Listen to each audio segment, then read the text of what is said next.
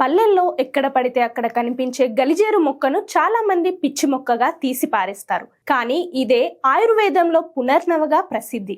పునర్ అంటే మళ్ళీ, నవ అంటే కొత్త, అంటే శరీరానికి పునర్జీవం ఇచ్చే ఔషధం అన్నమాట. తెల్ల గలిజేరు, ఎర్ర గలిజేరు అనే రెండు రకాలు ఉన్న ఔషధ గుణాలు రెండింటికి దాదాపు ఒక్కటే.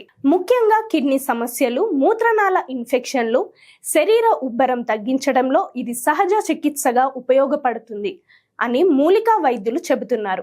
వారానికి 2-3 సార్లు పప్పుతో వండుకొని తింటే కిడ్నీ పనితీరు మెరుగుపడుతుందని అంటారు. ఆకులతో కషాయం చేసి అల్లం రసం కలిపి తాగితే శరీరంలో నిల్వైన అదనపు నీరు తగ్గుతుంది. యాంటీ ఆక్సిడెంట్లు, విటమిన్ సి ఖనిజాలు పుష్కలంగా ఉండటం వల్ల రక్తశుద్ధి, కీళ్ళ నొప్పులు తగ్గడం వంటి ప్రయోజనాలు కలుగుతాయి. అయితే గర్భిణీలు, పాలిచ్చే తల్లులు ఉపయోగించే ముందు వైద్య సలహా తీసుకోవాలి. పిచ్చి మొక్కగా కనిపించినా సరైన విధంగా వాడితే ఇది నిజంగా ప్రకృతి ఇచ్చిన వరం.